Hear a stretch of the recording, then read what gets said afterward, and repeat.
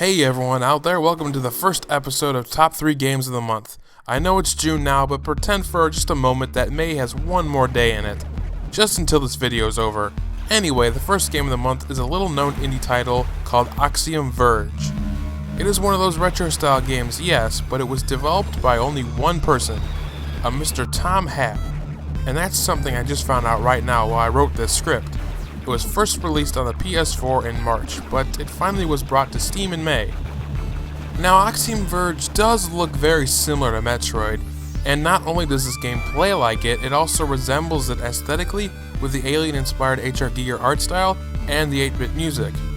Critics have commended many aspects of Axiom Verge, and particularly the setting, weapons, boss battles, controls, and upgrade system. Many have also stated the game has a lot of replay value as well, which for many recent games of the sort, they kinda lack that. Mainly the replayability and the visual design is what intrigued me the most to check it out, and you should as well. The next game up is a pretty big deal, at least to Nintendo, and this one is called Splatoon. It's Nintendo's first attempt in a long time at creating a new IP and one that's a shooter at that. The basic goal of Splatoon is to cover as much of a map area with your team's ink as possible. The player can use their team's ink to hide from enemies and traverse the maps, both horizontally and vertically. I've heard a lot of people say, oh, it's Nintendo's Call of Duty or it's Gears of War meets Mario Sunshine. I actually thought of that last one myself. People, it's Splatoon. It's an original game for once. And I really want to play this game, and not because of it being from Nintendo. It just looks like an extremely fun and energetic shooter that completely deletes the idea of camping. The critics say pretty much what I just said. It's a fun and refreshing shooter with great game mechanics and presentation. Some critics, however, say it's a bit thin due to the lack of content and absence of voice chat. It's a first for Nintendo in a while, and they had voice chat before, so let's hope this gets remedied, because despite that, I still really want to play this game. Alright, now this last game probably won't be a surprise, as I bet it'll even be Game of the Year, but I still feel it's necessary. I am of course referring to The Witcher 3 Wild Hunt. Not only will CD Projekt Red be giving owners of the game 16 pieces of DLC for free, they also stated that players did not have to play the previous games to fully enjoy this one. Wild Hunt plays as a fully open-world action RPG with revamped combat and a flexible movement system close to that of the Uncharted games.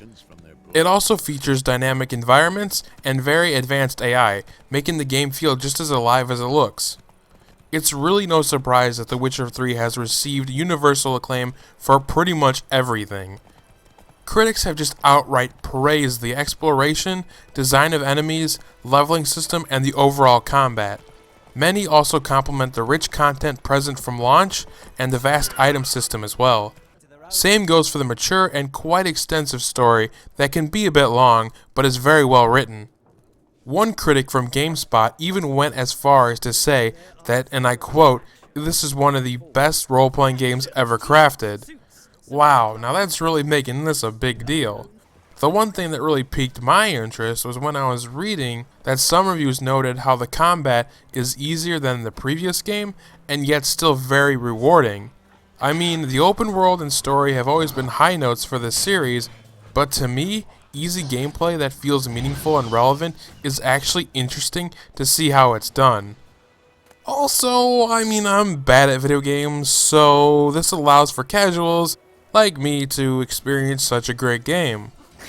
The Witcher 3 Wild Hunt is definitely a next-gen game all of you should give a chance to play. Well, I mean, if you haven't already. Well, that'll wrap it up for the top 3 games of May 2015. I hope you all enjoyed, and I hope this sparked some interest in at least one of these games. If you made it to this part of the video, why not click on the like button? Tell me your favorite game of this month, and share this video with anyone and anywhere you can.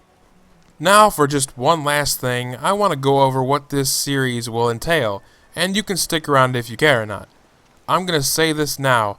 I am not reviewing these games myself. What I am doing is gathering games that I look forward to playing, then I read reviews and see what the majority of critics think. I then decide whether or not I want to talk to you guys about them, just so you don't become ostracized gamers. Hahaha, you get it? But seriously, I'm really doing this for myself for the most part because it's just so hard to know what's good until it's finally come out. Like, for example, I was really anticipating Carmageddon Reincarnation, but that game turned out to be a buggy mess after launch. You and I never know what's gonna be good, and that's why I'm doing this. Thanks for watching, and now it's June 1st again. See ya!